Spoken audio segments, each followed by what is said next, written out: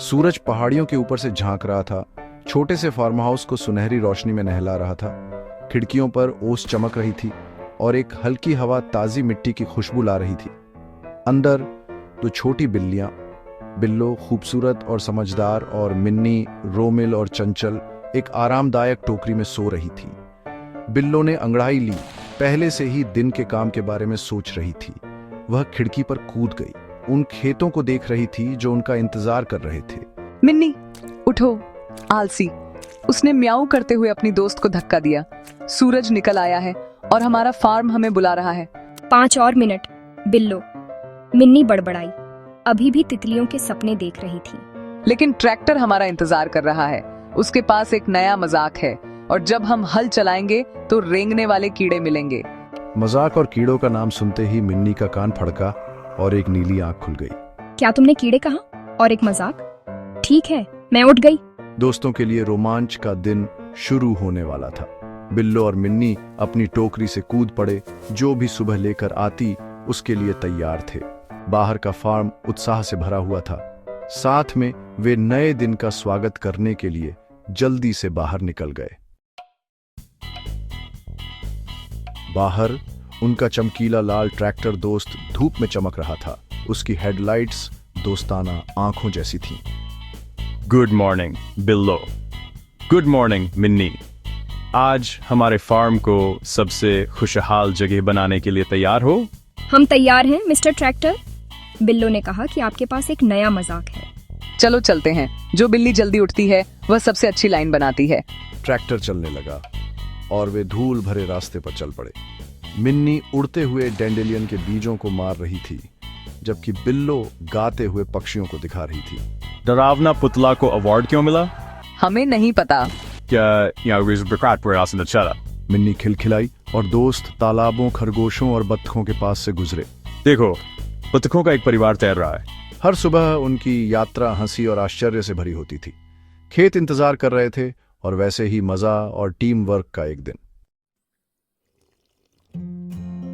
सब्जी के खेत में काम शुरू हुआ। ट्रैक्टर ने अपना हल जोड़ा और बिल्लो ने मिट्टी का निरीक्षण किया। जमीन थोड़ी सूखी है, हमें सावधानी से हल चलाना होगा। बिल्लो ने ट्रैक्टर को रास्ता दिखाया, साफ लाइनें बनाई, जबकि मिन्नी नाले से पानी ले आई। उप्स, पानी का डिब्बा लीक हो रहा है। वह खिलखिलाई, बिल्लो की पूंछ पर पानी उछालते हुए। बिल्लो ने चिढ़ने का नाटक किया, लेकिन मिन्नी के चंचल स्वभाव पर मुस्कुराई। वो एक परफेक्ट लाइन है बिल्लो। ब्रेक ले लो, छोटे स्प्रिंकलर। उन्होंने साथ मिलकर काम किया, सादी मिट्टी को एक बगीचे की क्यारी में बदल दिया। जब मिन्नी एक टिड्डे का पीछा कर रही थी तो बिल्लो भी उसमें शामिल हो गई, मुलायम मिट्टी में लुढ़कते हुए। थोड़ी देर खेलने के बाद वे अपने कामों पर लौट आए। हंसी खड़ी मेहनत के साथ मिल रही थी। काम महत्वपूर्ण था, लेकिन दोस्ती ने इसे आनंदमय बना दिया। हर पल एक याद बन रहा था। खेत उनकी टीम वर्क से खिल उठा। देखो मिन्नी, हमने मिलकर क्या किया है। ये सुंदर है बिल्लो। कड़ी मेहनत का फल सच में मिलता है। टीम वर्क से सपने सच होते हैं। हर लाइन और हर बूंद मायने रखती थी।